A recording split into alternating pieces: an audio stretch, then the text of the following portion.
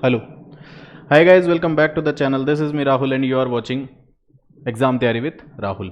तो कैसे हो सब लोग? बढ़िया। कैसी चल रही है तैयारियां? सबके अच्छी चल रही है। तो अपन आज लेके आए हैं रीट लेवल 2 के मैथ्स के कुछ प्रीवियस ईयर्स के क्वेश्चंस। ठीक है। तो मैंने देखा है यार अमूमन कि रीट वालों को बहुत प्रॉब्लम होती है, मैथ्स में, साइंस में, इनमें बहुत प्रॉब्लम होती है। रीट वालों को देख लो आप, आरएएस वालों को देख लो। तो क्या है, इनका भी एग्ज़ाम नज़दीक ही है, 27-28 तारीख को समथिंग है।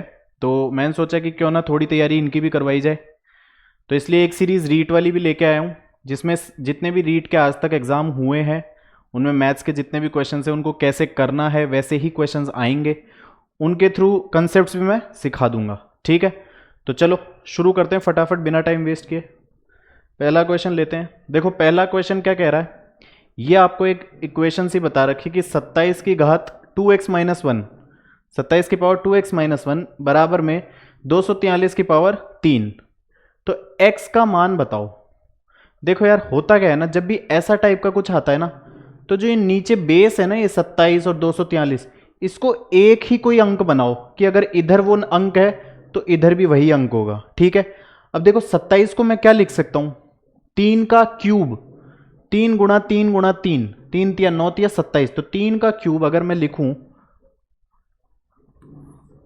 3 का क्यूब लिख सकता हूं भाई, 3 का क्यूब हो गया और ऊपर ही 2x माइनस 1 है बराबर। मैंने कहा जो इधर बेस में आ रहा है वही इधर भी आना चाहिए। ठीक है। तो 243 को क्या लिख सकता हूं मैं, 243 को आप लिख सकते हो 3 तिया 9 तिया 27 तिया 81 तिया 243, मतलब 3 की घात 5। तो 3 की पावर 5 लिख सकता हूं। ठीक है। मैंने बेस सेम कर दिया, कोई दिक्कत नहीं। बेस सेम करने का कारण क्या है, क्योंकि मुझे ये x है यही तो सॉल्व करना था। तो अब अगर मैंने बेस सेम कर दिया तो ये जो ऊपर वाली वैल्यू है ना, ये आपस में बराबर हो जाएंगी। कैसे? 3 ब्रैकेट में है 2x माइनस 1 बराबर हो जाएगी 5 के। एक चीज और समझाता हूं, 3 पावर में 3 लिया ना, तो ये अब इसके मल्टीप्लीकेशन में आएगा, ये इसके गुणा में ही आएगा। ठीक है। ऐसे मत बोल देना कि 3 का क्यूब है फिर उसका पावर 2x माइनस 1 है, नहीं। इस बेस का जो पावर ले लिया ना मैंने, वो अब इसको खोला ना तो वो इसके गुणा में ही आएगा। आ रही है बात समझ में? तो इसको अगर मैं ऐसे लिखता हूं तो 3 दूनी 6, 6x माइनस 3 को अंदर और भेजा तो 3 गुणा 1 3 बराबर में 5। तो x कितना आया भाई, 6x को मैं लिखता हूं 5 और 3 8। तो x कितना आया, 8/6। क्या गलत किया अपन ने? ये गलत किया ना। देखो यहां पे गुणा में 3 भी तो है, ये 3 का 243 का क्यूब है ना, ये चीज ध्यान रखना। तो 5 नहीं, यहां पे 15 से बराबर करूंगा मैं। आई बात समझ में? तो ये आपका हो जाएगा 6x माइनस 3 बराबर 15। तो 6x 3 इधर जाके जुड़ जाएगा तो 18। तो x कितना आया, 18/6 यानी कि 3। ठीक है, कोई दिक्कत? तो इसका आंसर 3। अगले क्वेश्चन की बात करें।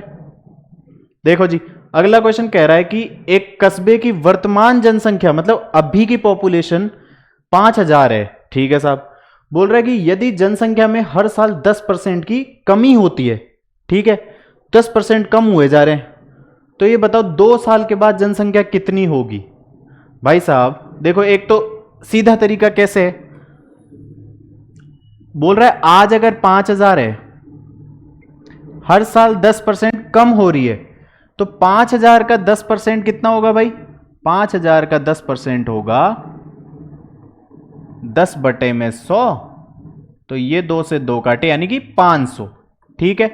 तो पहले साल बाद 500 कम हुई तो कितनी हो गई? 5000 में 500 कम की मैंने तो 4500। तो एक साल बाद तो हो गई साहब 4500। ठीक है। बोल रहा है कि फिर कम हुई, हर साल 10% कम हो रही है। 2 साल बाद बतानी है मुझे, तो एक साल बाद तो 4500, दूसरे साल बाद क्या होगा? 4500 में फिर 10% कम करो, तो 4500 का 10% कितना होगा इस बार? 450। ठीक है। तो 45 का 10% किया मैंने 450, अब 450 कम कर दो भाई, तो इसमें से अगर मैं 450 कम करता हूं तो 0, 10 में से 5 गया 5, ये 0 और ये 4, तो मेरी 2 साल बाद कितनी हो गई? 4050। सिर्फ सीधा सीधा इतना करना था बस। अगला सवाल लेते हैं। कह रहा है कि किसी त्रिभुज की 2 भुजाओं का योग तीसरी भुजाओं से क्या होता है। तो एक चीज सिखा देता हूं, जब भी त्रिभुज की बात करते हैं ना, देखो ये हो गया त्रिभुज, तो ये ए बी सी साइड का वर्टेक्स का त्रिभुज हो गया, ठीक है। तो ए के सामने जो होता है वो ए लंबाई हो गई इसकी, इसकी बी हो गई, इसकी सी हो गई। मान लो ये एक त्रिभुज है जिसकी एक लंबाई ए है, एक लंबाई बी है और एक लंबाई सी है, ठीक है। किसी को कोई दिक्कत नहीं सर। त्रिभुज में ये होता है क्या कि जो भी, मान लो ये जो ए है ना, ये हमेशा बची हुई जो 2 भुजाएं हैं उनके योग से छोटा होगा, यानी कि ए जो है वो छोटा होगा बी प्लस सी के। ऐसे ही बी बोलूं तो बी जो है वो बची हुई 2 भुजाओं का योग से छोटा होगा। ऐसे ही बात करूं, ए हो गया, बी हो गया, सी की, तो सी होगा वो छोटा होता है हमेशा, सी हो गया, तो बची हुई 2 भुजाओं का योग कितना है? ए प्लस बी, तो ये होता है साहब, ठीक है। इसने क्या पूछा? किसी त्रिभुज की 2 भुजाओं का योग तीसरी भुजा से, तो भाई 2 भुजाओं का योग तीसरी भुजा से बड़ा ही तो होता है, तो ये बड़ा हो गया। आ गई बात समझ में?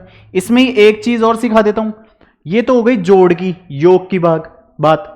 सर अंतर में क्या होता है? तो भाई साहब ए मान लिया मैंने, एक भुजा ले ली ए, ठीक है, तो ये हमेशा बड़ा होगा इनके अंतर से, बची हुई 2 भुजाओं के अंतर से, बी माइनस सी, या तो बी माइनस सी या फिर सी माइनस बी, वो देख लेंगे जो बड़ी है उस हिसाब से, ठीक है। तो एक भुजा का बची हुई 2 भुजाओं के अंतर से ज्यादा होती है वो तीसरी वाली, है ना, समझ गए। तो ऐसे ही अगर मैं बी लूं तो वो बड़ी होगी बची हुई 2 भुजा, बी ले ली तो सी और ए के अंतर से ज्यादा होती है। ऐसे ही सी ले लूंगा तो वो ए और बी के अंतर से ज्यादा होती है, ये ध्यान रखना, है ना। चलो अगला बोल रहा है कि एक घन के प्रत्येक फलक में विकर्णों की संख्या। भाई साहब घन क्या होता है? सर घन कुछ ऐसा ही तो होता है, क्यूब।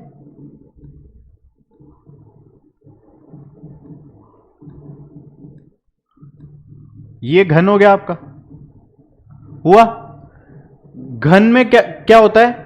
ये सारी भुजाएं है ना समान होती हैं, मतलब कि अगर ये ए है, ये भी ए है, ये भी ए है, सारी भुजाएं ए ही होंगी, तो वो होता है घन, क्यूब, ठीक है। क्यूब में सारी साइड्स होती हैं वो सेम होती हैं। आगे बात समझ में? तो number of diagonals in each face, her face, face क्या है इस बार? फेस आपका क्या हो गया? देखो इसमें फेस क्या है? फेस मतलब ये, इसकी बात कर रही है, ये एक फेस है, ठीक है साहब। ये आपका अगर मैं इस तरफ से देखूंगा तो ये एक फेस, ऐसे ही ये एक फेस, ठीक है। कितने फेस हो गए भाई? 4 और 5, छत को भी लूं तो 5 हो गए, नहीं तो 4 फेस हैं, ठीक है। आगे बात समझ में? तो इसने, मैं ऐसे कह सकता हूं कि ये मेरा एक फेस हो गया जो कि स्क्वायर के बराबर होगा, जिसमें ये भी ए है और ये भी ए है, ये भी ए है और ये भी ए है, कोई दिक्कत नहीं। विकर्ण कितने होंगे भाई? डायगोनल कितने हो सकते हैं? डायगोनल क्या होता है? अपोजिट साइड्स, जो अपोजिट वर्टिसेस है उनको मिला दो, मतलब यहां से इसको मिला दिया, यहां से इसको मिला दिया, ये डायगोनल होते हैं। कितने डायगोनल हैं इसमें? सर 2 ही तो हुए भाई, एक इसको इससे मिलाया, एक इसको इससे मिलाया, तो एक तो ये है, एक ये है, तो 2 ही तो हुए, तो 2 हो गया बस। फेस की बात की है, ठीक है। अगला सवाल, एक बेलन की ऊंचाई बता दी भाई 11 सेंटीमीटर, सिलेंडर बेलन है ना, कैसा होता है? ये होता है, इस आकृति का होता है हमेशा।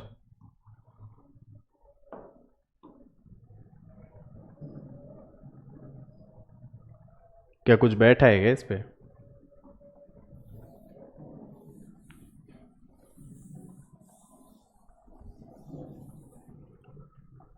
देखो क्या होता है बेलन, ये होता है भाई, इसको कहा जाता है बेलन, ठीक है। सिलेंडर शेप में होता है ना, ये पैरेलल है, ये थोड़ा मैंने सकड़ा बना दिया, दोबारा बना देता हूं। ये होता है आपका बेलन। ठीक है, जिसमें ये हो गई आपकी आर त्रिज्या और ये हो गई इसकी हाइट, ऊंचाई। ठीक है सब, ठीक है। इसको ऊपर से अगर मैं देखूं ना, बेलन को यूं देखूं, तो ये मुझे ऐसा दिखता है, सर्कल दिखेगा, है ना। इतना ध्यान रखना। बोल रहा है कि बेलन की ऊंचाई है वो 11 सेंटीमीटर, तो ये मुझे दे दी 11। और वक्र पृष्ठीय क्षेत्रफल मतलब curved surface area. Curved surface area क्या होता है? ये बेलन के कुछ लपेट ना हो चारों तरफ, तो वो, तो इसका ये क्षेत्रफल क्या होता है? पृष्ठीय क्षेत्रफल क्या होता है? 2πr/h। तो सब मेरे को क्या ये दे रखा है 968। ठीक है साहब, अब क्या करना है? अपने को बेलन की त्रिज्या बतानी है। तो पाई कितना होता है? 2, और पाई कितना होता है? 22/7। मेरे को त्रिज्या चाहिए, हाइट कितनी दे रखी? 11, और बराबर कर दो इसको 968 के। तो ये 11 से तो ये काट दो 88 बार। ठीक है, 22 से ये काट दो 4 बार, 2 को इससे फिर काटो 2 बार। तो मेरी त्रिज्या कितनी आ गई साहब? 7 दूनी 14। आया समझ? तो ये हो गई 14। भाई कर्व्ड सरफेस एरिया की बात करिए सिलेंडर के, तो सिलेंडर का कर्व्ड सरफेस एरिया होता है 2πrh। तो 2πrh वो बराबर मेरे को दे रखा है कितना? कर्व्ड सरफेस एरिया मेरे को दे रखा है 968। मेरे को h दे रखा है 11। मुझे रेडियस निकालनी है, पाई की वैल्यू होती है 22/7। बस रखो और जोड़ बाकी करो। अगला सवाल बोल रहा है कि if the side of a square is increase by 50%, then by what percent area increase. क्या कह रहा है? यदि किसी वर्ग की भुजा में, वर्ग है, वर्ग क्या होता है? जिसकी चारों भुजाएं समान होती है। अभी बताया था स्क्वायर, ये वर्ग हो गया मेरा, जिसमें ये a होता है, ये a और ये a। ठीक है, कोई दिक्कत नहीं। बोल रहा है कि ये अभी भुजा है जो, ये बढ़ के 50% बढ़ जाती है, तो एक नया वर्ग बन गया मेरे पास। तो पहले जो क्षेत्रफल था और नए वाले से जो क्षेत्रफल आया, तो बताओ कितना प्रतिशत बढ़ा, ये बताना है आपको। तो साहब 50% बढ़ गई। ठीक है, मान लो मैं कह देता हूं कि पहले मेरे पास था 4, मान लो, है ना, कुछ ऐसा ही मानेंगे कि उसका 50% आसानी से अपन निकाल लें। मान लो 2, ये 2 था, ये भी 2, ये भी 2, ये भी 2, कोई दिक्कत नहीं। इसने कहा कि भुजा 50% बढ़ गई, तो एक ये नया आ गया मेरे पास। अगर ये 2 है, इसका 50% कितना हुआ? 1। भाई 2 का आधा कितना होता है? 50% मतलब आधा, तो 2 का आधा कितना होता है? 1। बढ़ गई, तो पहले 2 थी, आधी और बढ़ गई, मतलब 1 और बढ़ गई, तो कितनी हो गई? 3। तो ये हो गई, अब 3 भुजा वाला हो गया। आई कोई समझ में आया? कोई दिक्कत आई? नहीं सर। भाई स्क्वायर का एरिया क्षेत्रफल कितना होता है? साइड का स्क्वायर, ये मेरे पास होता है एरिया। ठीक है, क्षेत्रफल। साइड पहली बार कितनी थी? 2, तो एरिया कितना है? पहली बार में एरिया आया मेरा 2 का स्क्वायर यानी 4, दूसरी बार में मेरा एरिया आया 3 का स्क्वायर यानी 9। क्षेत्रफल 4 से 9 हो गई, कितनी बढ़ी? 5।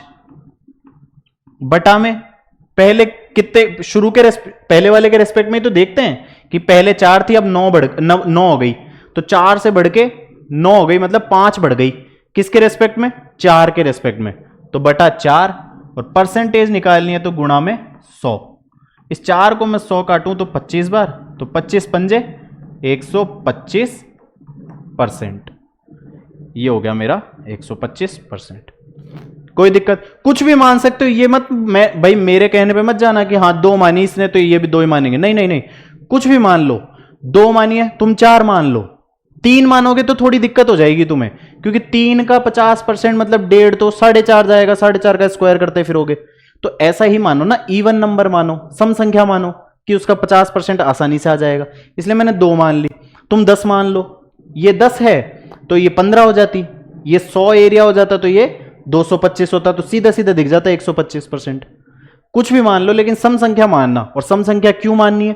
क्योंकि यहां पे 50% की वृद्धि बोला है। ठीक है, अगला भाई कौन सा सही है ये बता दो यार, ये तो सबको पता होगी ये बात तो। क्या अपन ऐसे डिवाइड करते हैं तो ये तो होता है डिविडेंड, ये होता है डिवाइजर, ये होता है क्वोशिएंट, और जो आता है वो नीचे बचता है जो शेषफल यानी रिमाइंडर। मतलब ये तो भाजक, ये क्या बोलते हो यार तुम हिंदी वाले, सॉरी हैं, डिविडेंड, हाँ हाँ तो यही हो गया ना। देखो ये तो हो गया भाज्य, ये भाजक, ये हो गया भागफल, और ये हो गया शेषफल। तो डिविडेंड को क्या लिखेंगे भाई, डिविडेंड बराबर डिवाइजर, इसको गुणा करते हैं इससे और फिर प्लस कर देते हैं इसके, तभी तो ये वैल्यू आती है। तो डिवाइजर गुणा क्वोशिएंट प्लस में रिमाइंडर। भाई मान लो 7 को डिवाइड करना है 3 से, है ना, सपोज, अगर समझ नहीं आया ना ये कि यार ये रटूं क्या, नहीं, 7 को करना है 3 से, तो 3 कितनी बार जाएगा, 2 बार, तो आ गया 6, बच गया कितना, 1। आई बात समझ। तो 7 क्या हुआ, 7 हुआ 3 को गुणा किया 2 से और जोड़ दिया 1, तो 3 दूनी 6 और 1 7, आया ना 7, बस। तो ये हो गया मेरा पहला। अगला भाई ये है 1/2 की पावर -2 इंटू 1/3 की पावर -2 इंटू 1/4 की पावर -2। देखो भाई एक चीज समझाता हूं, मान लो ये एक नंबर है 1/2 लिखा हुआ है, मतलब कि 1/2 की पावर 1 है ना भाई, किसी की भी पावर 1 मतलब वो खुद एक नंबर हुआ। 2 की पावर 1 लिखूं चाहे पावर 1 लिखूं चाहे नहीं लिखूं बात बराबर है। तो ये 2 अगर मैं ऊपर ले जाना चाहता हूं ना, तो इसको मैं लिखता हूं 2 की पावर में -1। आई बात समझ में। मान लो ये लिखा है 2 की पावर 3, तो ऊपर ले जाऊंगा तो 2 की पावर -3। मान लो 1 की पावर 5 का 5 लिखा हुआ है सपोज, तो अगर ये ऊपर भेजू ना मैं, तो 5 की पावर -5 लिख सकता हूं। ठीक है, ये चीज आ गई सबको समझ में, आ गई, ठीक है। चलो तो यहां पे देखो ये नंबर दे रखे हैं 1/2। एक चीज और सीख लो इसमें, मान लो 1/2 का होल स्क्वायर अगर लिखा है ना, तो इसको मैं लिखता हूं 1 का स्क्वायर बटा 2 का स्क्वायर। ठीक है, ये स्क्वायर दोनों दोनों में अलग अलग आ जाएगा, आई समझ में। 3/4 का क्यूब लिखा है ना सपोज, तो ये 3 का क्यूब बटा 4 का क्यूब हो गया, समझ गए, ये लिखा है। अब करो 1/2 की पावर -2 है, 1 की पावर में तो कुछ भी लगा दो, 1 ही तो होगा, माइनस लगाओ चाहे प्लस लगाओ, कुछ भी लगाओ। तो 1/2 की -2 है, तो ये -2 लिख देता हूं और 2 की पावर -2 लिख सकता हूं। ऐसे ही 1 -2/3 की पावर -2, ठीक है, और 1 की पावर -2/4 की पावर -2 लिख सकता हूं। ऐसे मैंने कहा 1 की तो कुछ भी पावर हो वो 1 ही होगा, तो 1 भाई 1 की पावर -2 है, तो नीचे अगर ये है ना, तो इसको यहां लाने के लिए इसको ये भी तो कर सकता हूं, नीचे चल जाएगा तो पॉजिटिव हो जाएगा, ऐसे भी होता है, समझ गए। ऐसा नहीं कि नीचे से ही ऊपर आएगा, अगर ऊपर से नीचे ले जाऊं तो माइनस आ जाएगा, वो अगर माइनस है तो हट जाएगा। अगर मान लो 2 की पावर 3 की पावर 4 लिखा है ना अगर, तो इसको मैं लिख सकता हूं 1/3 की पावर -4, ये भी हो सकता है, समझ गए। तो 1 की पावर -2, 1 की पावर -2 है मानो एक बार, तो इसको मैं 1/1 की पावर 2 लिख सकता हूं। तो 1 का स्क्वायर कितना हो गया 1, तो 1/1 कितना हो गया 1। तो यानी मैं कह रहा हूं 1 में तो कुछ भी करो चाहे तुम, वो 1 ही आएगा। तो 1 की पावर -2 तो 1, और 2 की पावर -2 ऊपर ले गया तो 2 की पावर 2, ऐसे ही 3 को ऊपर ले गया तो 3 की पावर 2, और 4 को भी ऊपर ले जाऊं तो 4 की पावर 2, और 1 को चाहे लिखूं चाहे मत लिखो। 2 का स्क्वायर 4, 3 का स्क्वायर 9 और 4 का स्क्वायर 16, कितना हुआ 16 चौक 64, 64 इंटू 9, तो 9 6 54 540 और 9 चौक 36 576 आएगा। तो ये देखो प्लस का 576 आया समझ, किसी को कोई परेशानी, बस इतना सा करना था। अगला सवाल बोल रहा है कि यदि 600 रुपए पर 4% 4 सालों के लिए साधारण ब्याज और 600 रुपए पे 2 सालों के लिए साधारण ब्याज एक साथ मिला दूं तो 180 रुपए हो जाता है। तो ब्याज की दर बताओ। देखो भाई, ज्यादा दिमाग नहीं लगाना चाहते तो सीधा सीधा है, साधारण ब्याज का फॉर्मूला क्या होता है, P into R into T बटा 100। ठीक है, कोई परेशानी। P मूलधन है, रेट आर रेट हो गई और टी टाइम हो गया। रेट मतलब दर, टी टाइम समय। ठीक है, और ये साधारण ब्याज। इसने बोला है कि 600 रुपए के लिए 4 सालों के लिए कुछ मान लो SI1 आ गया मेरा 600 रुपए, कुछ रेट है और 4 सालों के लिए बटा में 100। ये 0 से 0 काटा, ये कितना हो गया 24R। ठीक है, पहला मूलधन, वो पहला मेरा ब्याज आ गया 24R। ठीक है साहब। दूसरा ये बोल रहा है कि 600 तो रुपए, रेट वही है और 2 साल बटे में 100।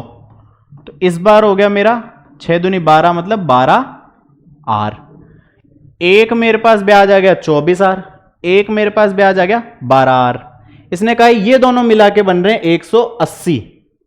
तो 24R प्लस 12R बन रहा है 180, यानी कि 24 और 12 36R बराबर 180। तो R यहां से मेरे पास कितना आ गया 180 बटा 36, यानी कि 5%।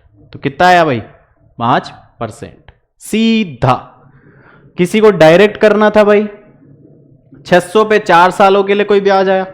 ठीक है साहब, मैं मान लेता हूं 1 साल का ब्याज है साहब 100 रुपए, तो साधारण ब्याज है तो वो तो एक ही रहेगा, 100 ही होता है हर साल साधारण ब्याज में। भाई चक्रवृद्धि में ब्याज और मूलधन जुड़ते हैं, यहां पे तो जो पहले मूलधन है, मेन जो मूलधन है आपका, उसी पे हर साल उतना ही ब्याज जुड़ेगा, ऐसे जोड़ जोड़ करके नहीं होगा। ठीक है, तो अगर पहले साल के लिए 100 है तो 4 साल बाद कितना हो जाएगा 100 प्लस 100 प्लस 100 प्लस 100, मतलब पहले साल के लिए 100, दूसरे साल के लिए 100, तीसरे के लिए 100 और 4 के लिए 100। तो कितना ब्याज बन गया 400 रुपए। तो 4 सालों के लिए कितना बन गया भाई 400 रुपए ब्याज। ठीक है, कह दिया 2 सालों के लिए बताना था, तो पहले साल का 100 है तो 2 सालों के लिए कितना हो गया भाई, 2 साल के लिए मेरे पास 200 रुपए। तो योग कितना है 600 रुपए। इसने बोला योग 180, इसने 180 बता रखा है ना, तो इस 600 का मान अगर 180 है, पूछा क्या है ब्याज की दर, तो पहले 100 का मान निकाल लूं मैं। तो कितना आएगा 100 का मान 180 बटा में 6 तो 30, यानी कि इसका जो हर साल का ब्याज लग रहा है वो 30 रुपए लग रहा है। तो भाई साहब 600 पे 30 रुपए लग रहा है, कितना परसेंट हो गया, ये हो गया 5%। ठीक है, जिसको ऐसे समझ आया ऐसे कर लो, वैसे समझ आया तो वैसे कर लो। अगला सवाल, अरे ये दोबारा रिपीट हो गया क्या, देखो जी ये बताओ 176 और पूरे में रूट है और फिर उसके अंदर 2401 पे भी रूट है, तो रूट कैसे निकालते हैं। अगर देखो किसी ने थोड़ी बहुत भी मैथ्स पढ़ी हो ना तो वो जानता है कि 50 का जो स्क्वायर होता है ना वो होता है 2500, ये 2500 से थोड़ा सा कम है, तो यानी और लास्ट में 1 आ रहा है, तो किसके स्क्वायर में 1 आता है 9 के में, 9 नाम 81, 9 का स्क्वायर 81 होता है, यानी उसके लास्ट में 1 आता है। तो यानी कि जो ये सॉल्व होएगा ना, ये रूट हटेगा ना, तो यहां पे कुछ 9 आएगा लास्ट में। ठीक है, इतनी बात समझ में, या तो 9 आता है या 1 आता है, जिनका स्क्वायर करूंगा तो लास्ट की वैल्यू 1 और 9 आती है। ठीक है, 2500 होता है 50 का, और ये थोड़ा सा ही कम है, तो थोड़ा सा भी अगर दिमाग लगाओ तो दिख रहा है कि यार ये 49 का हो सकता है। ठीक है, तो मैं लिख दूंगा 176 प्लस 49। आई बात समझ में, 176 और 49 कितना होता है 225, 9 और 6 15, 7 6 11 और 1 12 और 2। ठीक है, 225 का रूट कितना होता है भाई 15, 15 का स्क्वायर होता है 225, तो ये हो गया आपका सीधा सीधा 15। अगर किसी को ये समझ नहीं आया कि 49 कैसे आया यार, तो देखो जी रूट निकालने का क्या तरीका है, 2401 को सीधा सीधा आप उसके सबसे छोटे हिस्सों में तोड़ दो, तो 2401 2 से जाता है नहीं, 3 से जाता है नहीं, 4 से नहीं, 5 से नहीं, 6 से नहीं, 7 से जाएगा। 7 तो 7 तिया 21, बचा कितना 30, तो 7 चौका 28 और 7 तिया 21। समझ आई बात।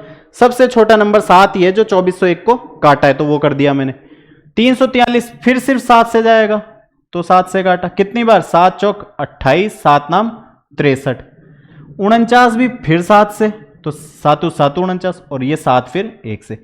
यानी ये लिख सकता हूं मैं 2401 जो रूट है इसको मैं लिख दूं रूट में 7 गुणा 7 गुणा 7 गुणा 7। अब ये है स्क्वायर रूट, मतलब 2 2 का पेयर बनाओ, 2 2 का पेयर बना के बाहर निकाल लो। तो 7 और 7 से तो एक 7 आ गया रूट हटाने के लिए, और इस और 7 से आया एक 7, तो मतलब कि 49 आया समझ में। ऐसे निकालते हैं, ठीक है, ऐसे कर लेना। अगला, 2 पासों को एक साथ उछालने पे दोनों पासों पर आने वाली संख्याओं का योग 8 होने की प्रायिकता क्या होगी? देखो जी, प्रायिकता क्या होता है?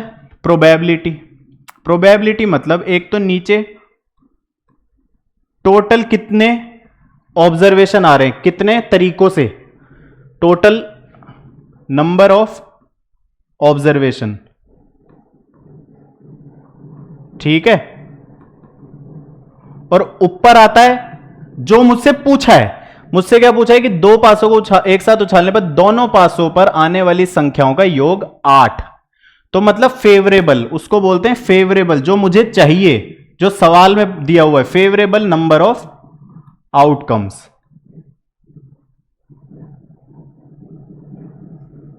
यानी कि जो पूछा है, ठीक है। और नीचे में कुल, ठीक है जी। ये है सिंपल सिंपल प्रायिकता का फॉर्मूला। बोल रहा है 2 पासे फेंके, देखो 2 पासे जब भी फेंकी ना तो टोटल ऑब्जर्वेशन बनते हैं मेरे पास। एक पासे पे नंबर होता है 6, दूसरे पे भी 6, तो टोटल नंबर ऑफ ऑब्जर्वेशन आता है 36। तो ये तो हो गया नीचे 36। अब ये 36 कैसे आया ये बताता हूं। देखो देखो जी, 2 पासे हैं, मान लो पहले पासे पे 1 आया और दूसरे पे आया 1, दूसरे पे भी 1 आ सकता है भाई। पहला फेंका 1 आ गया, दूसरा फेंका उस पे भी 1 आया, आ सकता है कोई भाई, ऐसा तो है नहीं कि नहीं आ सकता, आ सकता है, बड़ी बात नहीं है, ठीक है सर। पहला फिर फेंका, उस पे फिर से 1 आया, दूसरा फेंका इस बार 2 आ गया, ठीक है। फिर 1 3 आ गया, 1 4, 1 5, 1 6। भाई पहले पासे पे 1 फेंका तो उसके साथ साथ ये सारे आ सकते हैं, आ सकते हैं, कोई दिक्कत नहीं। इनके अलावा थोड़ी कुछ आएगा। 1 आया तब पहले पासे पे। अब मान लो पहले पासे पे 2 आया, मैंने पहला पासा फिर फेंका, इस बार आ गया उस पे 2, और दूसरा पासा फेंका उस पे 1 आ सकता है, 2 2 भी हो सकता है, 2 3 भी हो सकता है, 2 4, 2 5 और 2 6 हो सकता है, हो सकता है सर। ऐसे ही 3 भी आ सकता है, 3 के साथ 1 3 2 3 3 3 4 3 5 और 3 6। ऐसे ही 4 1 4 2 4 3 4 4 4 5 और 4 6। 5 के साथ भी हो सकता है भाई, 5 3 5 4 5 5 और 5 6, और लास्ट में 6 के साथ भी हो सकता है भाई, 6 2 6 3 6 4 6 5 6 6। यानी कि ये हो गए मेरे पास 36। इनके अलावा कुछ भी नहीं आ सकता, यही प्रायिकताएं हैं, यही टोटल है कि इनमें से कुछ भी आ सकता है, इनके अलावा कोई भी ऑब्जर्वेशन नहीं आएगी, ठीक है। कुछ भी हो सकता है, बस इनमें से ही कुछ होगा, 2 पासे फेंके तो, ठीक है। यानी 36 जोड़ा दिखा दिए मैंने। ऐसे 3 पासे फेंकूंगा ना तो 6 इंटू 6 इंटू 6 यानी कि 36 इंटू 6 216 ऑब्जर्वेशन आएंगे। वो पॉसिबल नहीं है ना लिखना, ये तो मैंने समझाने के लिए लिख दिया। ठीक है, किसी को कोई दिक्कत नहीं। तो ये मेरे पास आ गई 36। इसने पूछा है उन जो 36, वो जो मैंने 36 लिखे हैं ना, उनमें से कितने पासों पर कितनी बार, मतलब कौन कौन से कितनी बार दोनों पासों का योग 8 आ रहा है। तो देखो जी 8 कितनी बार योग आ रहा है।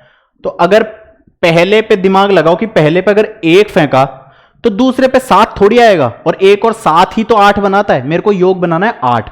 जैसे कि 1 अगर मैंने फेंका तो सबसे बड़ी दूसरे वाले पे तो 6 ही आ सकती है, मतलब 1 के साथ तो नहीं होगा। ठीक है सर। 2 वाले को देखूं तो 2 फेंका तो इस पे 6 आना चाहिए तभी 8 बनेगा। तो 2 वाली लाइन में तो सिर्फ एक ही तो प्रायिकता बैठेगी, ये वाली। ठीक है सर। 3 में 3 फेंका ना तो दूसरे पे 5 चाहिए मेरे को। तो 3 वाले में 3 और 5, भाई 3 4 तो 7 होता है, 3 6 9 होता है, मुझे 8 चाहिए तो 3 और 5। ऐसे ही 4 है तो दूसरे पे भी 4 ही आने चाहिए तभी 8 बनेगा। तो ये हो गया 4 4। फिर अगर 5 आया तो इस पे 3 आना चाहिए, तो 5 3। और ऐसे अगर आखिरी वाले पे 6 आया तो 8 लाने के लिए इस बार 2 आने चाहिए, तो 6 2। कितने हुए टोटल? 1 2 3 4 5। तो ये कितने हो गए भाई? फेवरेबल मेरे को जो चाहिए था वो कितने आ गए? 5। तो ये हो गया आपका आंसर। किसी को कोई प्रॉब्लम नहीं होनी चाहिए। इससे अच्छा मैं लिख के दे सकता हूं, कोई समझा दे तो। समझ गए? और उतना नहीं लिखने की जरूरत है। टोटल ऑब्जर्वेशन अगर इस पासे में 6 है, उसमें भी 6 है, तो 36 होते हैं। अगर वो कह दे कि एक तो सिक्का उछाला और एक पासा फेंका, तो सिक्के में तो आते हैं कितने, हेड और टेल आने की संभावनाएं है। तो या तो हेड आएगा या टेल आएगा, यानी 2 संभावनाएं, तो 2। और एक तो सिक्का उछाला और एक मान लो पासा फेंका, पासे में 6 पॉसिबिलिटी है, 6 संभावनाएं हैं, तो 6। तो इसमें पासा और सिक्का होगा तो 12 संभावनाएं हो जाती हैं कुल, तो 12 बटे में आ जाता। 2 सिक्के उछालता तो 2 गुणा 2, 3 बार सिक्का उछालता तो 2 गुणा 2 गुणा 2, तो 8 हो जाता। समझ गए? समझ गए। चलो जी अगला ले।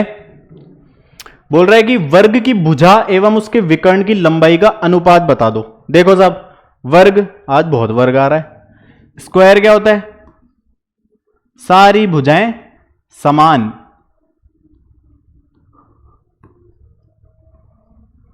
और विकर्ण क्या होता है? ये विकर्ण हो गया। और जो वर्ग है उसमें ये एंगल 90 के होते हैं चारों। ठीक है, कोई दिक्कत नहीं। ए बी सी और डी। ठीक है, कोई दिक्कत नहीं। बोल रहा है कि length of the side of square और डायगोनल, मतलब भुजा और ये विकर्ण, इनका अनुपात बताओ। मैं मान लेता हूं सर 1 है तो ये सारी चारों 1 होंगी, तो ये भी 1 हो गया। तो ये ट्रायंगल मिल गया मेरे को, इसमें एक 90 डिग्री है। तो पाइथागोरस क्या होती है भाई? सर पाइथागोरस हमेशा लगती है,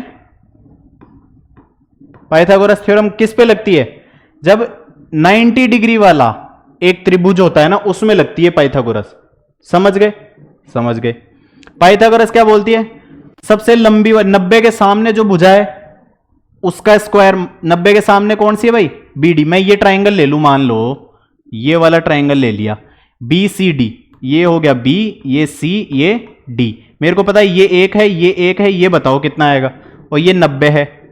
तो पाइथागोरस क्या कहती है? 90 के सामने वाली भुजा बी डी, इसका स्क्वायर बराबर ये 90 के साथ में जो भुजाएं लग रही है उनके स्क्वायर का योग, मतलब बीसी का स्क्वायर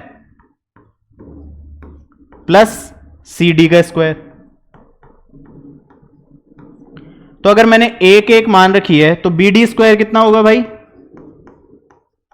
भाई 1 का स्क्वायर 1 प्लस में 1 का स्क्वायर फिर 1, तो ये कितना हुआ? 2। तो बी डी स्क्वायर अगर 2 हो गया तो बी डी कितना आया? सर बी डी आ गया √2। तो मतलब कि मेरे अगर 1 माना, ये 1 हो गया तो ये होगी √2। इसने अनुपात पूछा है किसका? स्क्वायर की साइड और डायगोनल का। साइड तो है सर 1 अनुपात में विकर्ण है √2, तो है क्या आंसर? ये रहा 1 अनुपात √2। कुछ भी मान सकते हो, मैंने 1 माना, तुम कुछ भी मान लो, आएगा यही अनुपात, कटपिट के अनुपात 1 √2 ही आएगा। 2 मानोगे 2 2, तो ये 2 √2 आ जाएगा, तो 2 बटा 2 √2, 2 से 2 कट जाएगा, वही आ गया 1 √2। कुछ भी मानो, तुम्हारी मर्जी हो, दो ठीक है। अगला अनुपात 16:25 के प्रत्येक पद में क्या जोड़ा जाए कि यह अनुपात 2/3 हो जाए, 2:3 हो जाए। देखो भाई, अनुपात दे रखा है 16 और 25, ठीक है। इसने बोला दोनों में क्या ऐसा जोड़ू भाई साहब? भाई फिर एक ही नंबर है जो, मतलब मान लो अगर ऊपर 2 जोड़ा तो नीचे भी 2 ही जोड़ोगे, है ना, अलग अलग नहीं जोड़ेंगे। तो ऐसा कौन सा नंबर है जो दोनों में जोड़ूं तो मेरा अब अनुपात बन जाए 2/3। तो इसको कैसे सॉल्व करते हैं? ये 3 तो इधर चला जाएगा, ये इधर चला जाएगा, क्रॉस मल्टीप्लाई हो जाता है, ठीक है। तो 3 इधर आ गया, तो 3 गुणा में 16 + x और 2 गुणा में 25 + x। 3 को अंदर किया, 16 तिया 48 + 3x बराबर में 25 दूनी 50 + 2x। अब 2 इधर ले आऊं 3 के पास, तो 3x - 2x, और 48 50 के पास भेज दो तो 50 - 48। 3 में से 2 गया तो 1, मतलब x। 50 में से 48 गया तो 2, x की वैल्यू 2। भाई 2 2 जोड़ दो, दोनों में जोड़ के दिखाऊं, 16 और 2, 16 + 2 और 25 + 2, ये करना था ना। तो 16 और 2 तो होता है 18, और 25 और 2 होता है 27। ये देखो 9 से कटा, 9 दूना 18, 9 तिया 27, 2:3, यही तो था। समझ गए? समझ गए। ऑप्शन से भी कर सकते थे।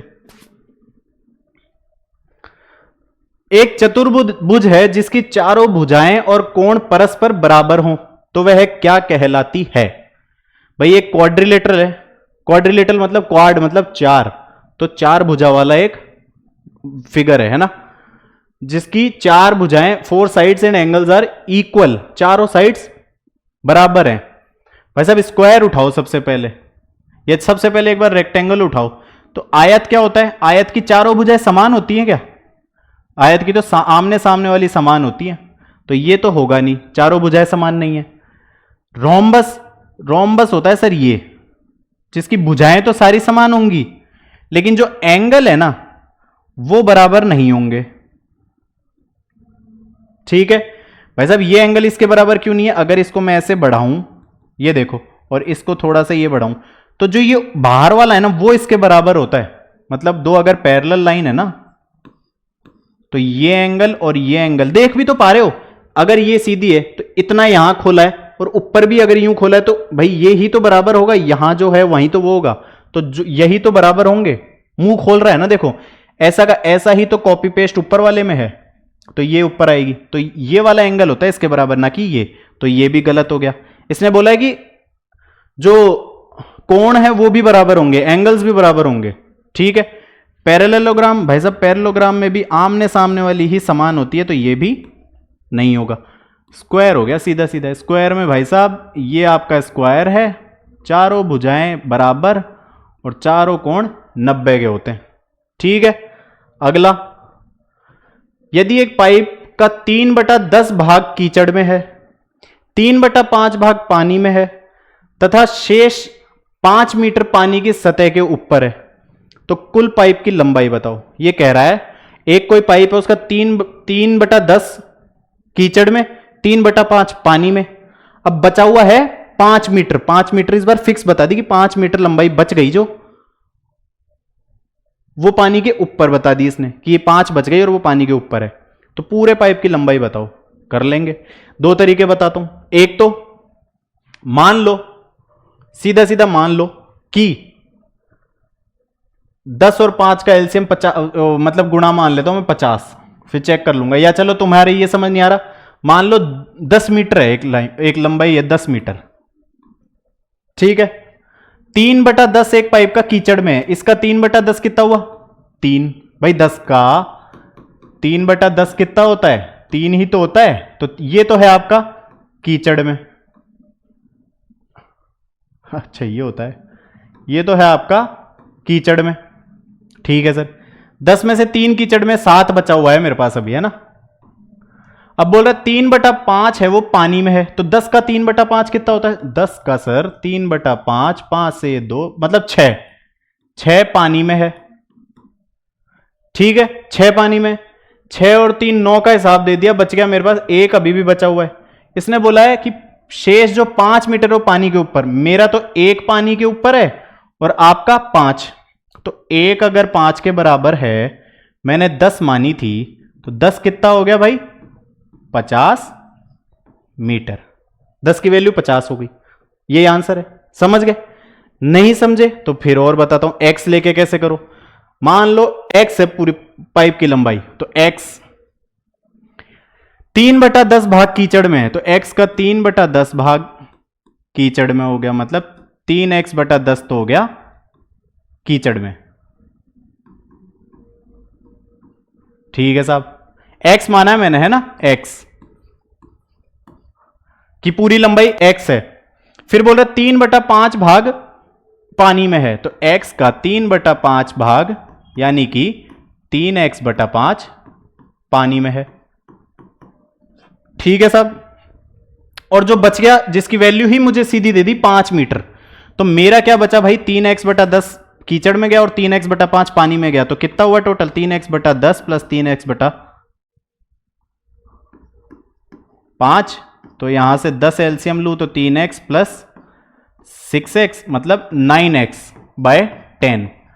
x में से 9x/10 तो मेरा काम में आ गया, तो x में से 9x/10 मैं निकालूं, वो मेरा बच जाएगा, मतलब 10 एलसीएम और 10x minus 9x, 10x minus 9x/10 यानी कि x/10 मेरा बच गया। ठीक है, x/10 बच गया। इस x/10 को ही तो इसने कहा है कितना? 5 मीटर, तो ये बराबर में 5, तो x कितना आया? 50 मीटर। और मैंने 50 x को ही तो माना था लंबाई, तो 50 मीटर आ गई, तो सीधा सीधा 50। भाई साहब इससे आसान भाषा में तो कोई नहीं समझा सकता, ऊपर वाला भी आके समझाएगा नहीं होगा। ठीक है, अगला देखते हैं। एक घनाभ है जिसका आयतन 440 घन सेमी दे रखा है। ठीक है सर, और इसके आधार का क्षेत्रफल दे रखा है 88 वर्ग सेमी। सेमी मतलब सेंटीमीटर। ठीक है, तो घनाभ की ऊंचाई क्या होगी? वॉल्यूम दे रखा है क्यूबॉइड का आपको 440 और एरिया उसके बेस का 88, तो हाइट बता दो। क्यूबॉइड में और क्यूब में क्या फर्क है? घन और घनाभ में क्या फर्क है? घन की तो सारी भुजाएं समान होती है, और घनाभ की, आपका कमरा जिसमें आप पढ़ रहे हो वो घनाभ है। ये हो गया भाई, आमने सामने वाली सेम होती है ना, ये हो गया घनाभ। ठीक है, जिसमें ये हो गई आपकी लेंथ, एल से बोल दिया मैंने, ये ब्रेथ चौड़ाई, और ये ऊंचाई यानी हाइट। ठीक है, समझ गए? कोई दिक्कत नहीं सर। वॉल्यूम, आयतन, घनाभ का आयतन क्या होता है भाई? वॉल्यूम ऑफ क्यूबॉइड होता है, कितना होता है? L into B into H, ये होता है, ये याद रखना पड़ेगा। ठीक है, इसने बोल दिया वॉल्यूम है 440, यानी L गुणा बी गुणा एच जो दिया है इसने 440 दे दिया। ठीक है सर, इसने बोला है कि जो बेस है, मतलब जो आधार है, आधार देखो ये रहा नीचे। भाई किसी चीज का तुम कहां खड़े हो? बेस पे ही तो खड़े हो, तो ये मेरा रूम है, इसमें आधार क्या है? ये रहा, ये मेरा रूम वो है, घनाभ है, क्यूबॉइड है, और ये मेरा उसका बेस है। तो बेस में हाइट थोड़ी आती है, तो बेस का क्या हुआ एरिया? L into B. ठीक है, एक आयत ही तो होता है बेस, घनाभ में बेस क्या होगा? आयत ही होगा ना, ऐसा ही तो बनेगा ये, जिसमें एक ये L है, ये B है। तो इस आयत का भाई क्या बोलते हैं, क्षेत्रफल दे रखा है मुझे 88, कितना होता है आयत का? L गुणा में B, और ये मुझे दे रखा है 88, तो L गुणा B मेरे को यहां 88 दे रखा है, मेरे को हाइट पूछिए, तो 88 इंटू 88 गुणा में h बराबर 440। ठीक है, तो h कितना आया, h आ गया मेरा 5। ये काट देगा 88, 5 बार 440 आ जाएगा, 5 हो गया। तो ये 5। बहुत आसान सवाल आते हैं यार, है ना, थोड़ा सा दिमाग बस। अगला लास्ट सवाल, दो संख्याओं का योग दिया है भाई साहब 15 और उनके व्युत्क्रमों का योग दिया है 3/10। मतलब दो नंबर्स हैं, उनका सम तो दिया है 15 और उनका जो रेसिप्रोकल है उनका सम दे रखा है 3/10। तो बताओ कौन सा लार्जर नंबर है। आ जाएंगे दोनों नंबर। मान लो एक नंबर ए है, एक नंबर बी है, तो बोला है उनका योग, मतलब ए प्लस में बी तो मुझे दे दिया 15 और इनके व्युत्क्रम मतलब इनके एलसीएम 1/a प्लस 1/b ये मुझे दिया है 3/10। इसमें एलसीएम लूं तो नीचे आ जाएगा ए बी, ए है तो बी बच गया, तो ऊपर बी प्लस बी है तो ऊपर बच गया ए। ये है 3/10।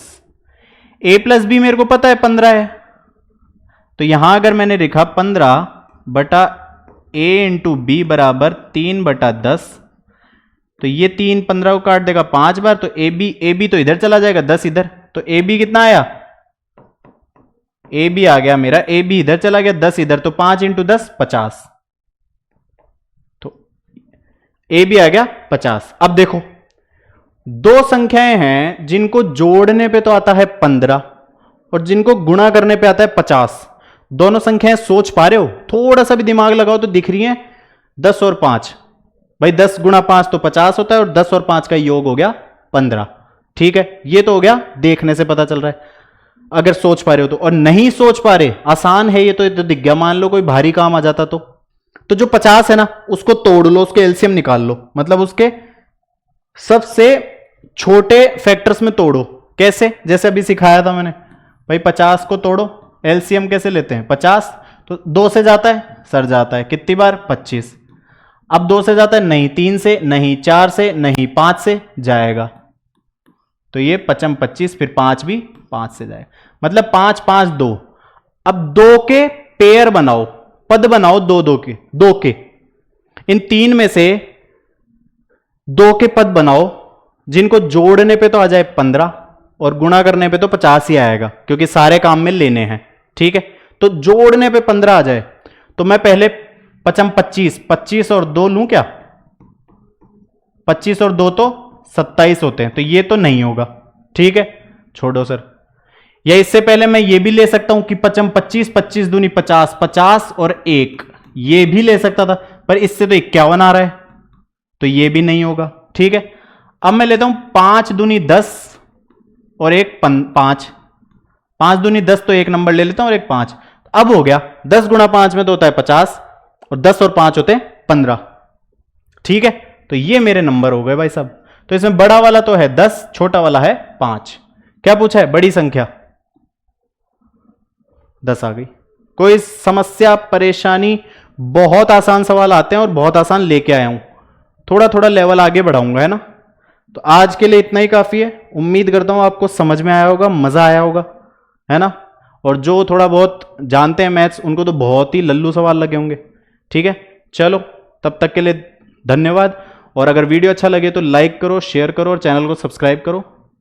मिलते हैं अगली वीडियो में। ठीक है, ध्यान रखो।